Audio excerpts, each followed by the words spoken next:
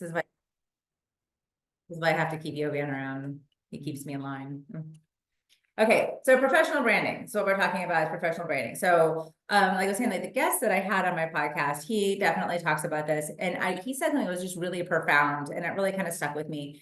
But he talks about having one story to tell. And that really like kind of stuck with me. And again, some of this stuff is common sense, but your social media presence is absolutely vital to your professional brand. Employers will look you up. And I kind of joke about this, but they will stalk you better than some crazy psycho ex that found out you're dating someone new. They literally will look up, they will find your Instagram, your Facebook, whatever you're putting out there. So be very, very careful. And, and as I'm telling those Jovans over there laughing, because when I interviewed for my position here, he looked up all of my stuff and just because, and the reason why employers do this is like, when you come on board with an organization, you represent that company. And so if you are posting stuff that's questionable or that, could be really off-putting, they're going to look at that and be like, that is a representation of our organization. Do we really want to be affiliated with that? So like I have friends who are bartenders. What they can put on their social media is completely different than say an educator. So I also have another like example, and this is a true story. It was a friend of a friend's. He was a middle school PE teacher. He was a really good guy. He was really good with the kids, but his social media was very constant, talking about drinking, going out partying, being so hungover the next day, and massively derogatory comments about women. And it was like, yeah, like embarrassing. So like my friend would be like, dude, you need to take that down. You need to take that down. You are an educator. You are working with other people's children. You're held to a different standard. So he later was like, yeah, no, it's no big deal. And I'm talking like really nasty comments about women. It was embarrassing. It was hard to see. I couldn't be friends with him on Facebook because of it. So he decides he wants to leave. He's going to go. He wants to, move. He's like, I'm open anywhere from Miami to Rhode Island. Because of his credentials, he literally got like 8 different offers from different school districts and really great offers. And then all of a sudden, snap, they were just getting pulled and nobody would hire him. And it was because they were looking at his social media. So then what did he do? Instead of being an adult, like he took that page down, just created another page with a different name and still continued to post. So that's on him. But they will look you up. They will want to see, yes, because, well, in his argument, he's like, I'm doing this on my own time. This is not during school hours. This isn't with other people's children. And it doesn't matter because you're representing the school. You're representing the district. You're representing teachers in general. So when you go into a particular profession, unless you're going into something that is not held to a professional standard, like say serving or waiting tables or bartending or something like that, then by all means, but that's not the path that you guys are on I think I'm safe to say that you guys are going more towards a professional environment once you guys graduate, or you wouldn't be here, right? You wouldn't be putting in all this hard work at the college that, let's let Garrett in, just to, go to something that you didn't need a degree for. So you have to be very careful. So what my guest was saying was, have one story to tell. So your profile picture for your LinkedIn, for your Facebook, for, anything like that. I mean, mine are all the same. As one picture, I'm one person, I have one story to tell. Now what I post on my Facebook, of course, is going to be different than what I post on my LinkedIn, but again, my Facebook, you can look at my Facebook, it's boring. All you'll see is stuff about my kids, my dogs, or whatever DIY project I'm currently, blundering, but that's it. So be careful what you're putting out there. Be careful what employers or, possible future coworkers or anything like that would be able to see. And then they could make a judgment about you, especially if they haven't ever seen you or met you before, because people will form judgments about you. Yovan, did you want to chime in or say anything more about social media and anything about that? No, you killed it. That was great. Of course I did. Hello. Haven't met me? Okay. All right. So have one story to tell. All right, so now let's go ahead, let's jump over into resumes. So I've got a couple things I just want to show you, and this is what I do in my class, and it's actually, and it's kind of fun the way that we do this. So I'm going to pull up a couple different resumes for you guys to look at, and we're going to kind of go through them about what could be like a good resume, bad resume, and just ways that we can kind of clean that up. Just give me a second, get everything pulled up here. Hi, Garrett.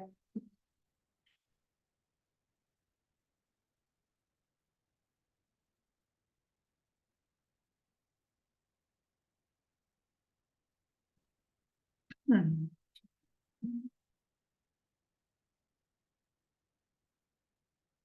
And I also have resume tips. All right, so a couple things with resumes. There's really no like one size fits all. This is the right way to do it. Depending on what your major is, depending on where you're going, it could be different. Now, I work with the School of Business students, so the most of my recommendations and the way that I tailor my presentations on resumes are going to be more towards that type of business, you know, accounting, finance, analysts, that kind of stuff.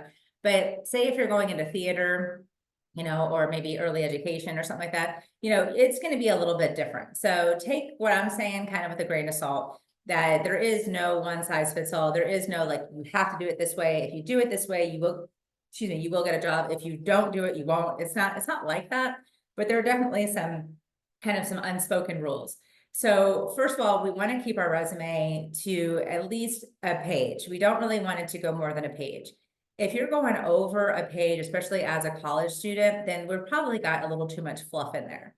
Now, you want to make sure that you're getting the important information. So this is where that kind of, it's an internal struggle. Like, I have so much to tell you because I have so many skills, but you need to keep it specific to the job you're applying for.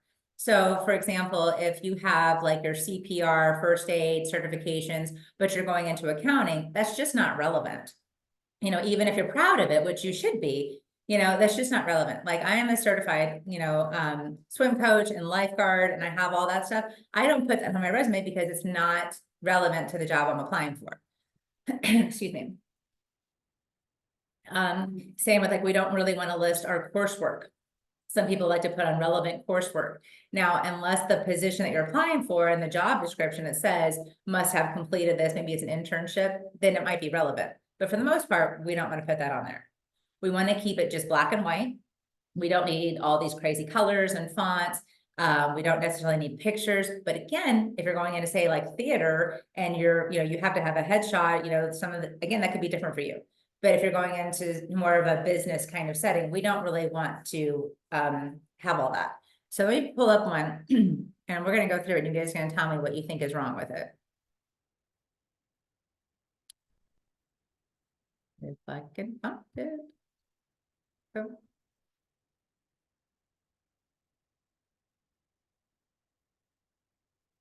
No, man, I'm not showing my.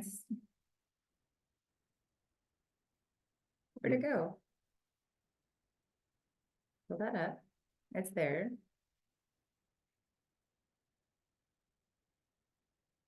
Let me go to. Sorry, guys. This me and tech. Oh, there we go. Shut up. Oh, punch you in the nose. Okay.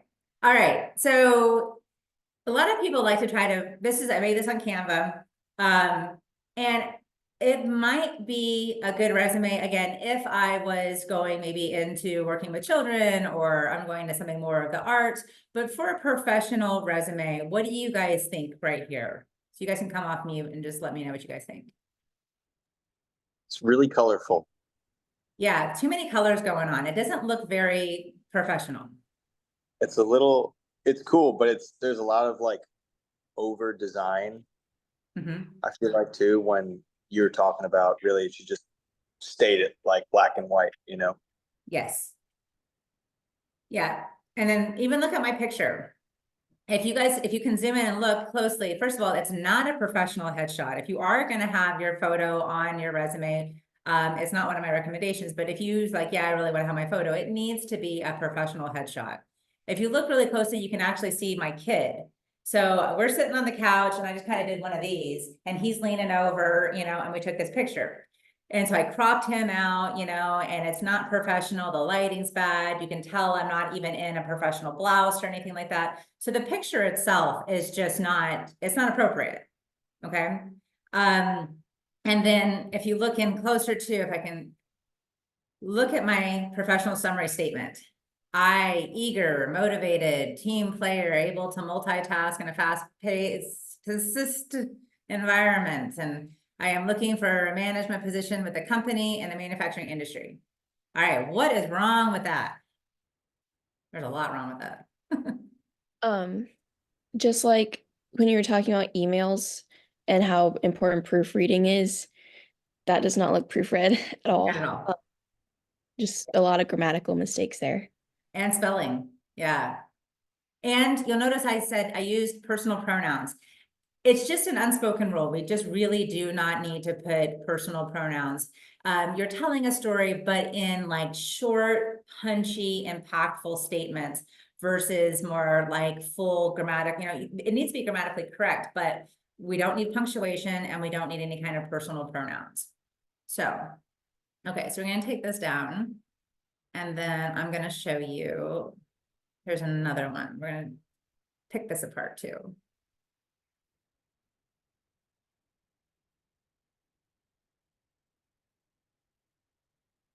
All right. So kind of the same resume, I just put it into a Word document now. So right off the bat, my name, it does not need to be that big, nor does it need to have the color or the crazy font. All right, we want to just keep the same font. You can italicize would be fine, but I would say your name could be around maybe 16 point or something like that. Right now, this is at 48 point. That's just a little much, okay? But I do have my contact information, so that's good. You don't need to put your street address, but you need to have your email, your phone number, and the city and state. And if you're living here in Lakeland, but you're going to be applying for something, say like in Rochester, New York, feel free to put Rochester, New York, so that, the recruiter or hiring manager is not like conflicted, like, wait a minute, they're in Lakeland, what are they doing up here? That's up to you. But, and then also too, people ask me all the time, should they use your school email? Well, I would probably say no, because once you graduate, like you're not going to have access to that school email anymore. And, people will like resist like the plague to change your email address in their contact information for whatever reason. So pick one, it should be professional. You don't want like hotty toddy 22 or something like that, a Gmail or too hot to hit. Don't you'll be like, that's a good idea. Do not change your email to that. So have a professional email. Your name would be great. So I just did Megan Morrow 2022. And me personally, like I have my personal email, and then I also have like a professional personal email. So only I can keep my stuff separate, but that's me personally. All right, so the professional summary was the same one on the Canva one. And like, look, we've got the personal pronouns, we've got some spelling and grammatical errors. And another thing too, for whatever reason, they really do not want to see multitask on your resume. It's a huge turnoff. That is a buzzword. That is a huge turnoff. Some people will argue, and there are some psychological studies that back it up, that say you physically cannot multitask. So you're basically just, putting fluff on your resume. So don't say multitask. You can always say stuff like able to prioritize multiple deadlines, which is pretty much saying the exact same thing, but don't say multitask. Also, they don't want to see team player. That is just like, oh, like the recruiters will be like they do not want to see that whatsoever, but able to work on a team. There's other ways that you can word it, but team player, multitask, and also responsible for. When we get down into the experience and we look at the bullet points, if you just say responsible for, and then you list whatever the skill or task is, basically you're just saying this was just a duty my boss gave me. There's no skill. So try to keep responsible for out of your resume, keep multitasking, and keep team player off your resume. All right, here I've got my education. And now the reason why this is off is that it needs to be flipped. because they don't really care about my bachelor's because I have my master's. They just kind of want to know what is the top that you have done. What's the most school you've completed? I'm still going to put it on there, but I just need to flip it. I need the most relevant stuff near the top. Remember, you guys have about 6 seconds for a recruiter or hiring manager to continue to keep wanting to look at your resume. So we need the most important stuff near the top, because they're going to be going through this. They spend, you know, all days looking at resumes, and my mentor, who's been doing this for 40 years, he says he'll get like 600 resumes for one position. So you really need to stick out, and you really need to grab their attention right off the bat. Also going back up here real fast, just a little formatting thing. If I have education and experience all capital letters, then professional summary needs to be all capitals. That's just part of that continuity, that professionalism. And now I'm not even a big fan of professional summaries. There are people who say, "Ugh, take it off, take it off. I hate it. I don't want to see it." There are some that say that they like it. So that is going to be a personal preference. But if you are going to put a professional summary or an objective or something like that on your resume, it absolutely has to be specific. So mine is very generic: the eager, motivated team player looking for a management position in the manufacturing industry. That's too generic. They will toss my resume in a heartbeat, because I didn't take the time to personalize it and tailor it specifically to the job I'm applying for. So I'm going to show you how I did this for a friend of mine. I helped revamp her resume, and how she had a very generic professional summary and how we made it more specific. So we're going to get to that in a minute. Okay, now I come down to my work experience, and just for argument's sake, I only just put the one job. As you get older, you really don't need to go back past 10 years. At that point, it just kind of becomes irrelevant. So I just obviously have a lot more experience than just this position, but for the argument of this assignment, I just put this one on here. So I have the name of the company, and then I have my title. Then over to the right, I have the dates. Again, reverse chronological order. If I had more experience on here, then I'd go with the most relevant or most recent, and then I can move my way down. All right, so my bullet points should be showcasing skill. And what you want to do is show how you are bringing value to the company. You don't want to just list the task that you did. You want to list the skill and kind of how you accomplished it. So what I always tell students when we're working on this, and I'll say, okay, so first of all, what did you do? You know, you kind of brainstorm your tasks or your duties. What did you do? And now ask yourself, why? So what? Ask yourself, so what, twice. Really, really drill down to the reason why you did what you did and what value that brought to the organization. You always, always want to be showcasing value. So what is the value? So in my bullet points here, I just have teach professional development class. I help students write resumes and cover letters, again, with that personal pronoun. Worked with others to put on events for students and develop strong relationships with others. Another thing here, can anybody pick out what is wrong with the third bullet point before we even talk about skill? What's wrong with the third one?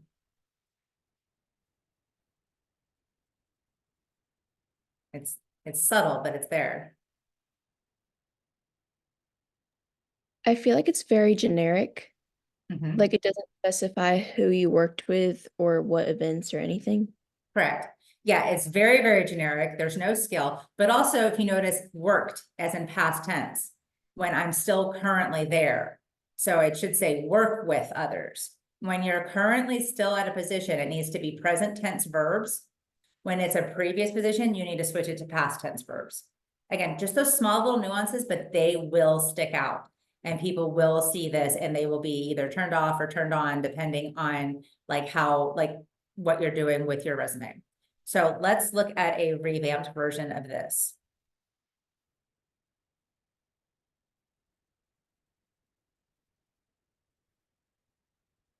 I even have it listed bad resume revised. Okay, so here we go. Same resume. Now I switched, my name is now just, black ink. It's not as large. I added my LinkedIn profile. Now, a resume with a LinkedIn profile, I think has a 75% higher chance of being looked at by recruiters. But the caveat is this: if your LinkedIn profile is just like bare bones, you just created it because it was an assignment for class or because someone told you to, and you're not really using it the way it's meant to be used, that can actually hurt you. So if you have a LinkedIn and you haven't really done much on it, you might want to consider taking it off, or what my best recommendation is, get more active. You need to be connecting with your professors, connecting with people that you meet at networking events, connecting with the staff here, coaches, instructors, people from your organization. Whenever you meet people, try to connect. And then you also want to be active as far as making some posts, maybe reposting, liking, following, just being active. Recruiters, that's the number one platform that recruiters are spending their time on. All right, so I flip-flopped my education. Now, the formatting here is off. It was just because that's not how it's supposed to look. So ignore that part. But this was actually the way it was supposed to. But again, I just need to redo it. I need to do it in PDF, honestly, because that way the format won't change. All right, but let's look at now my bullet points. So if you remember, my first bullet point on the bad resume was just teach professional development class. So there's no skill, there's no value, and there's no quantifiable evidence. So the more that you can quantify your statements, you're providing like this tangible evidence that you did do it. Anybody can say they did something. Look, I've got great communication skills, or, I can do this or something like that. Until you can back that up with some quantifiable data, it's usually going to get just dismissed by an employer.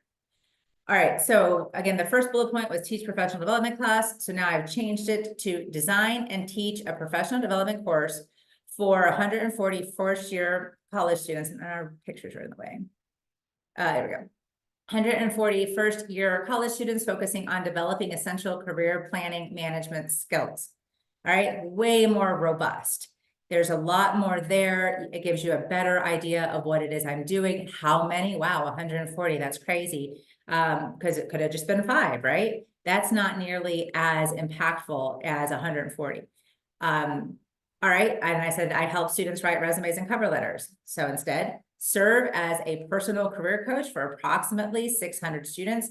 They don't really care about the number. They care more about your effort in putting in a number. So it doesn't have to be like solid. So you could say approximately or up to or something like that. For approximately 600 students in the School of Business to revise resumes, prepare for job interviews, and career research.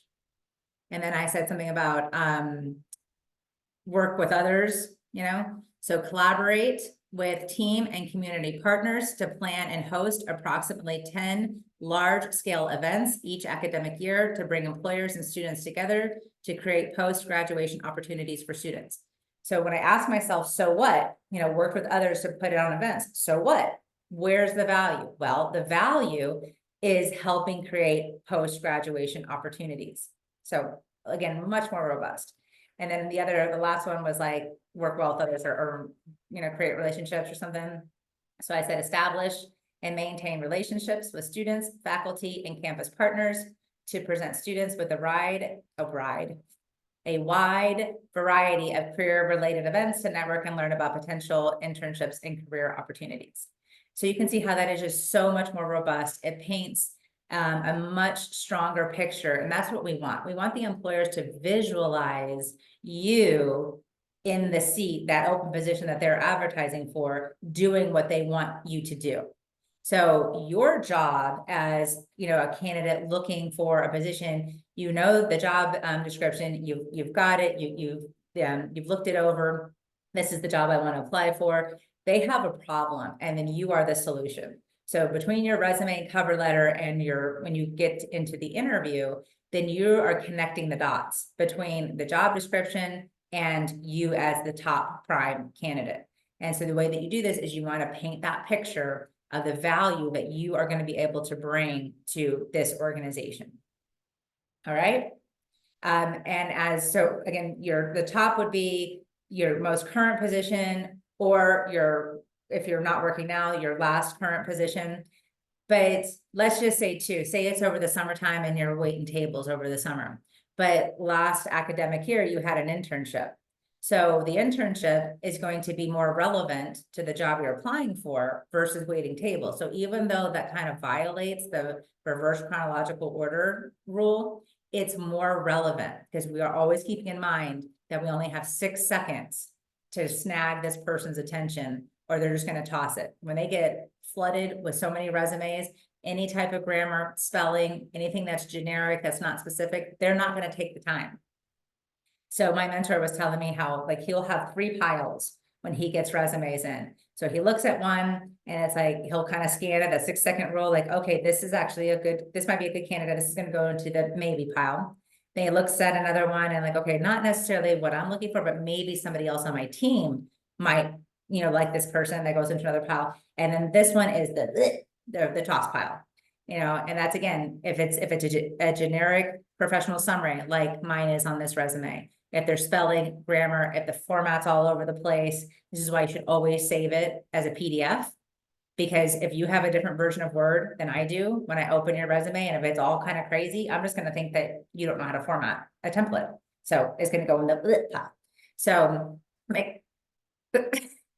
yeah, Van's giving me funny faces. The lip pile, yeah. The toss pile. You didn't pick that up? No. Oh, man. I thought we were like this. Okay. I got the heater on too. Yeah, I'm a little warm. Okay, so that's that. Put on your clubs, organizations. You guys should all have the presidential ambassador. That's going to be excellent on your resume to add. That'll be under your extracurriculars or collegiate involvement. And that's the cool thing too. You guys can change the names of these categories to fit you specifically. Like if you don't have any volunteer experience and the template that you picked has volunteer experience, just change the title. I'd like to change it to like leadership experience or something like that. But I will tell you that employers do look for your tech skills, especially if it's applicable to the job you are applying for. They want to see if you speak any other languages, but if you don't speak French, don't put on your resume that you speak French. You guys remember that episode of Friends with Joey? Yeah. Yeah. Je m'appelle Claude. Je te prie bleu. So you have to be able to back up whatever it is you're putting in your resume. They're also looking for any type of organizations and clubs and volunteer experience. So if you don't have any of that stuff, you guys, this is a great time to start getting out in the community and doing those things so that you can put those on your resume, because that is very impactful. Employers, yeah, they're going to be super impressed if you've got a 4.0, you went to a nice prestigious college, it's well known, you have a good fancy degree, but did you do anything outside of that? As if you didn't, then it's like, somebody with maybe like a 3.5, but has all this extra stuff is probably going to look a little bit more attractive because it shows that you're well-rounded. It shows that you can handle multiple things without putting multitask on your resume. It shows leadership, like especially this presidential ambassador stuff. This is great for leadership. But if you're in Delta Sigma or any of the other clubs on campus, sports, employers really do like student athletes. It shows that you're committed. It shows that you're trainable and coachable and kind of all these things. But if you're not into sports, make sure that you have joined something else, that you're in some type of club or organization here on campus. All right, so let me show you the other resume that this was a friend of mine, so I had to take her information off. So she works at Best Buy and she was going to apply for the Apple consultant position.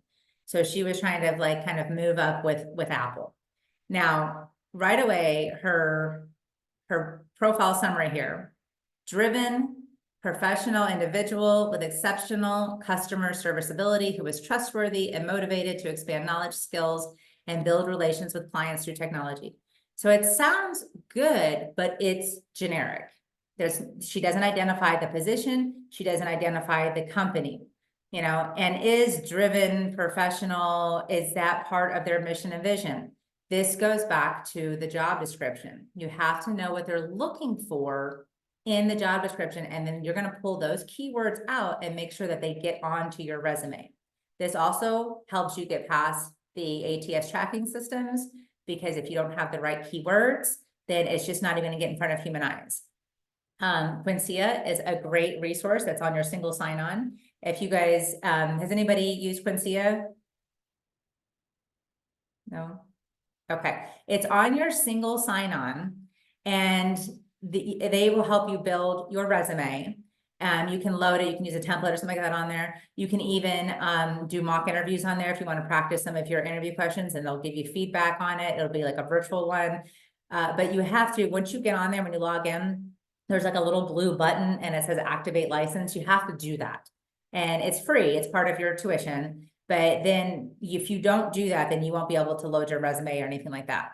But when you could load your resume, it'll kind of scan it, it'll analyze it for you. It'll say like, okay, you know, here's some flags, you're missing this, you're missing that. And then there's recommendations.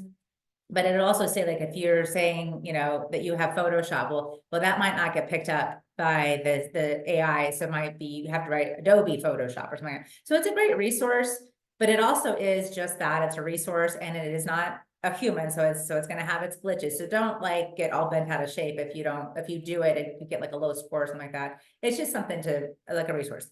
But I also really like jobscan.co. That's actually really good too, because you can take your resume, load that, and the job description and load that, and it'll do like a cross analysis and see like, hey, here's a whole bunch of stuff on this job description that you don't have over here on your resume. Now, that's not free. We're trying to get it. Honestly, I'm hoping for next school year, but there are some free features on it. So if you're interested, it's called jobscan.co. All right, so anyway, so she goes on in this resume, again, with the personal pronouns. I have climbed the rungs of Best Buy thus far. I mean, it sounds good, but this is just not good resume verbiage. Okay, personal pronouns, it's not really a good format. It doesn't look professional at all. So I went through and kind of gave her some recommendations. I was like, I recommend you just taking the profile statement off, but she was adamant. She wanted to keep it on there. So I said, okay. So I looked at the job description. Bad resume. Hang on, I gotta find it.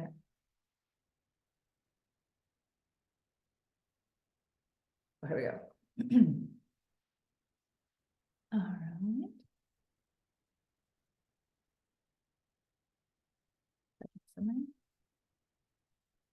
Okay, so the desired job was this Apple Solutions consultant.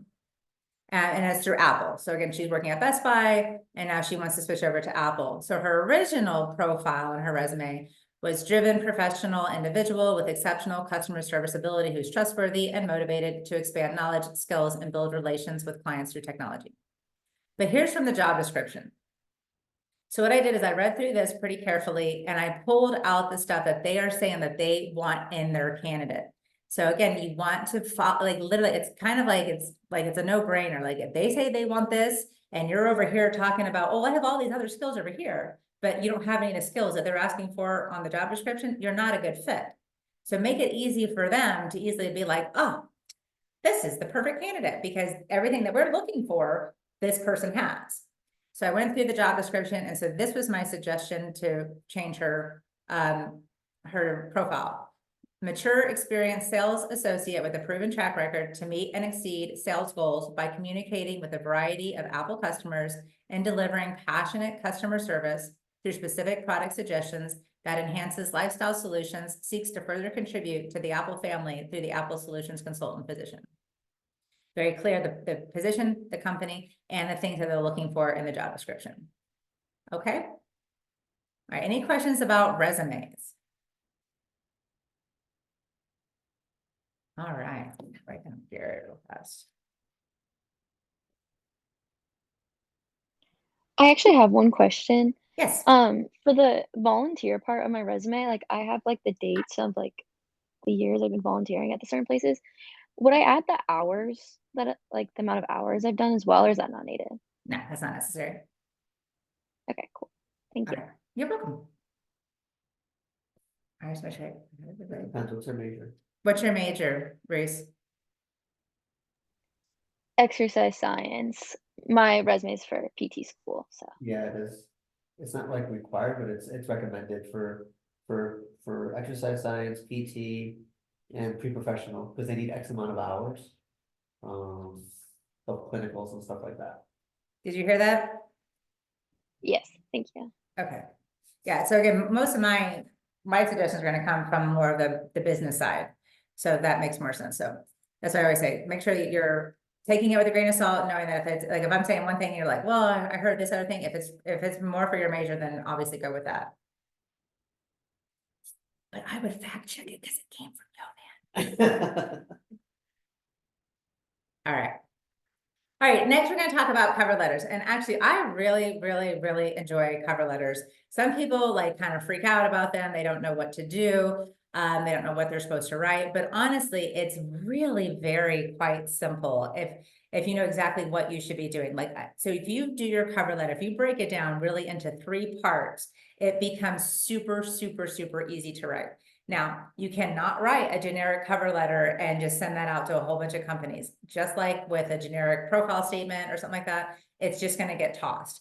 They want to see that you have put in the effort. And this is where your research is going to come into play. So if you want to work at, say you want to work at Apple, and like for my friend, she wanted the Apple Solutions consultant position and she wants to work for Apple. So the first thing you need to do is research that company. What are they all about? Who are they? What do they stand for? Do they have products and services? If so, what are they? Who are their competition? Why do you want to work for this company? What is drawing you to this company? Employers do not want to hire someone who just wants a job. You're not passionate, you're not going to be, engaged, and then you become a flight risk. Like if you're just wanting a job, what's to stop you in 6 months from jumping ship and getting another higher paying position? They have to really feel that you are connected to their mission and vision, what they do. And because when you do that, and two, you need to do that for yourself as well. Because if you work for a company or organization that you don't really care about, there's not a whole lot of buy-in. And then when you don't have the buy-in, then you're just kind of there. You're just kind of like existing. But when you really care about what you do, when you love what you do, and especially if you can get fabulous coworkers that will banter with you, literally, it's a game changer. Like during the school year, I teach one night class. So I'm here from like literally 8 a.m. to 8 p.m. That's a long day, but I love what I do, so I don't mind. No, I don't want to do that every single day, but I love what I do, so I don't mind. I love what I do. And when you can really connect with a position like that, the roles, the responsibilities that you're going to have, and the company that you can stand behind, it really does change everything. I've been in that position where I worked for a company I hated. And I lasted a year. I forced myself, to commit. I lasted a year. I aged 10 years in that 1 year. I was so miserable. I would literally wake up every morning and I'd be like, I have a flat tire. Oh, my baby's sick. Oh, I have migraine. Any reason to not go. I would literally be crying on my way into work. Like I hate it so bad. And I would sit at my desk and I'd work and I'm like, oh, it's gotta be about 3. And I'd look at the clock and it's like 9:30. I'm like, oh my God, somebody just stabbed me and stabbed my eyes out. So when you find something that you can commit yourself to, it's just, you don't really truly work. You spend the majority of your waking hours at work. So if you love what you do, it doesn't become work. So when you're researching the company, what is the workplace culture like? What have people said about that work there? Look for the leadership team. See if you can find them on LinkedIn. The more effort you can put into your research, first of all, the better you're going to interview, and the more specific and tailored your resume and cover letter will be, and you're just going to be a whole lot more confident. So you're going to take your header from your resume and just copy and paste that over into another document. We want those two to match. The resume and cover letter should have the exact same header. And then you're going to have the company name, and then you're going to do, dear hiring manager or dear recruiting team. If you know the person's name, that's even better. But we don't want to say stuff like to whom it may concern. It's just outdated, a little too overly formal and wordy. Be careful even with dear sir or madam, because of all this now gender fluidity, you just don't know if you're going to accidentally offend somebody. So I like to just go like, dear, hiring manager, or like, dear Apple team, or something like that, because the company, obviously. So then your 3 parts of your cover letter, and I'm gonna pull up 1, 2, oh, I'll go ahead and do it now, so we can kind of talk as we go. So you're gonna make a connection. There has to be something about this company that you really want to work for. What is it about them? What drew you there? What kind of connection can you make? So here I have the same header as I did in my resume. And then I have a date over here, and then I have the company name. We're going with Game Time. I chose to put the address. You don't have to. That's a personal choice. I would recommend to put the address if, say, the company has multiple locations. So let's say you want to work for Disney, right? They're all over the world. So if you want to work at a specific resort, or you want to go to the one in Orlando versus the one over in California, you might want to consider putting the address just so that they know exactly what you're applying for. Now, here I have Dear Game Time Team. Now, here are the 3 parts. You're going to have like an opening, you're going to have a body, and then you're going to have your closing paragraphs. In your opening paragraph, you want to first identify the position that you're applying for, but you're going to make a connection. And so when I researched Game Time, their mission and vision was all about humanizing the human experience, making memories. It's like a Ticketmaster thing where you could buy tickets, and especially coming out of COVID, it was super important to try to start bringing people to come back together. So I make my connection. Now, it could be something, maybe you're applying to be an HR generalist at an Alzheimer's research facility. Maybe you would say something, like you identify the position, and watching my grandma suffer through Alzheimer's, I always knew that I wanted to be part of the solution. Something that's personal, maybe even some humor, but just be careful, because sometimes tone, can get misconstrued over text. So if it comes easy for you, and it doesn't feel like it's forced or off-putting, then you can try to go with it, because stories really do leave an impression on people. Maybe you're going to work for Disney and be like, ever since I was a little girl, I'd see those, big ears pop up out of, on the horizon, and I knew I was close to, the happiest place on earth, or something like that. But you're making some kind of connection. Why do I want to work for Game Time? Well, I believe in the same things they do. I have the same drive. I'm in line with their mission and vision. So that's why I chose to make that statement. Then the second part is you need to go back to the job description. And this is where I say this gets easy. When my students take my professional development class, I have them do an assignment where they have to identify 10 skills, and then a task that they use the skill, and then they tell me a little story about how it, especially how it came out good. They were the hero in the story, or something like that. You can use those same stories over and over, as long as it's relevant to the job. So I tell them, just keep that. That way, keep that on your computer, keep a running Word document, and that way you can just kind of copy and paste. Because even though you're tailoring your cover letter specifically to each position, if you're talking about having good customer service skills or communication skills, that story doesn't have to change. So you don't have to rewrite every story every single time. So I have like 4 or 5 pages of my skills and stories that I can just copy and paste. So I go back to the job description, and they were saying that what they need is someone who is able to develop a curriculum and deliver it, because this is for a training and development specialist. They also talk about having to have good communication skills and interpersonal skills, and then they go on to talk about other things.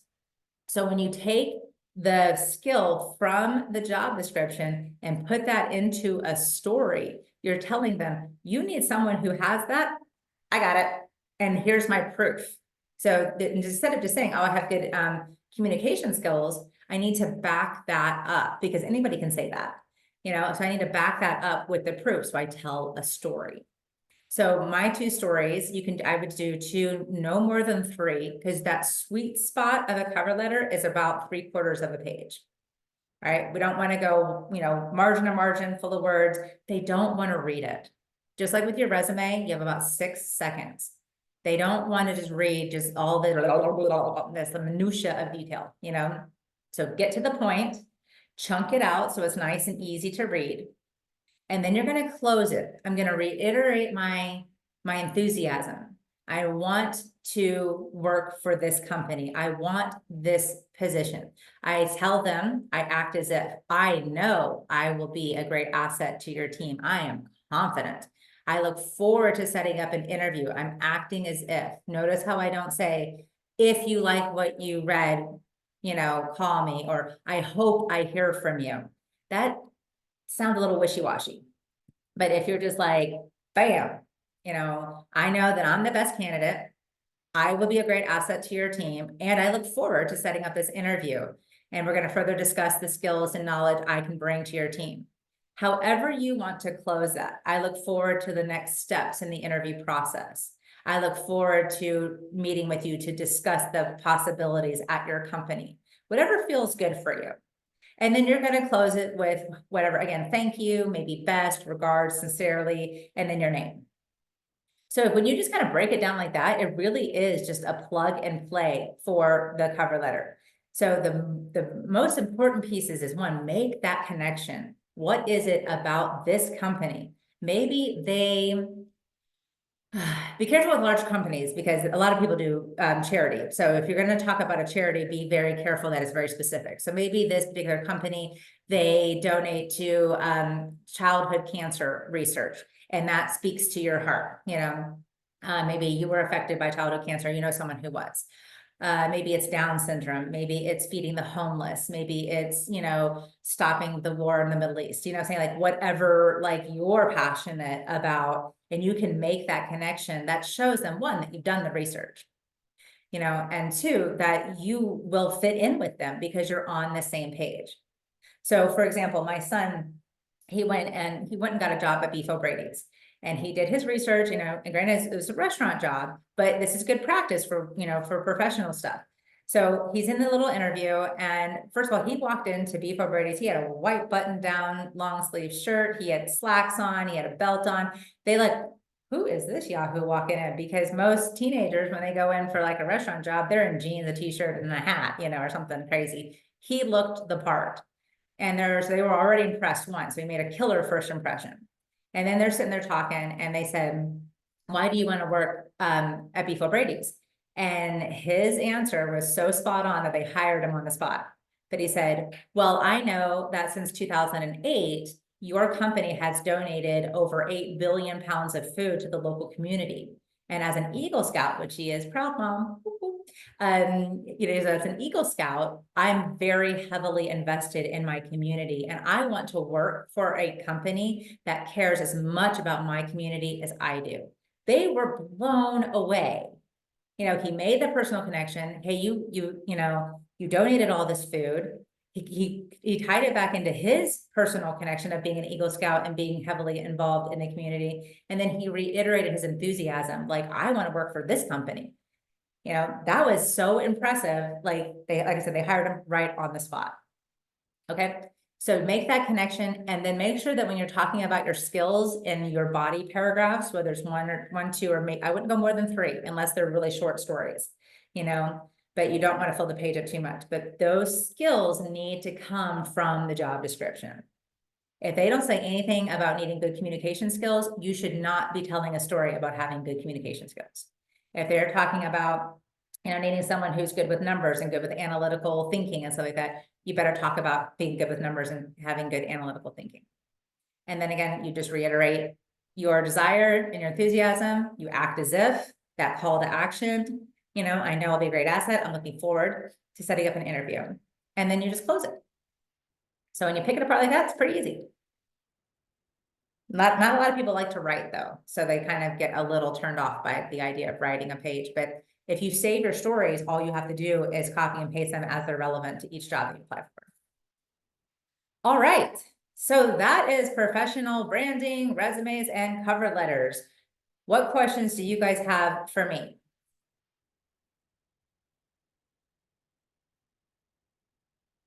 None? Good?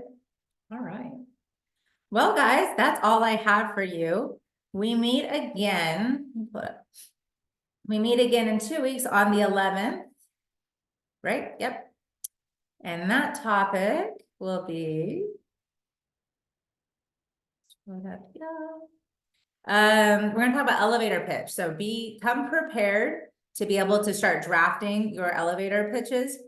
We're gonna kind of go through them, give you some examples, but I want you guys to be able to, we're gonna take some time and even maybe put you guys in some breakout rooms where you can start drafting your own personal statement into your elevator pitch. And then I'd really like it if you guys would share some of them, so some good practice of being able to do your pitch, but that's gonna be in 2 weeks on the 11th. If you have any questions or need anything before then, you guys know how to reach me. Once this video is done converting, I will load it to my YouTube channel. I'll have a YouTube channel. I'm famous. Although I don't have any followers, but I will send you guys an email with the link if you guys ever needed to go back and look at this again, okay? Thank you for coming, guys. All right, awesome. Thank you so much. You're very welcome. Have a great day. Thank you. Bye-bye. Thank you. You're welcome. Thank you, Miss Morrow. Sorry I was late. I'm at court.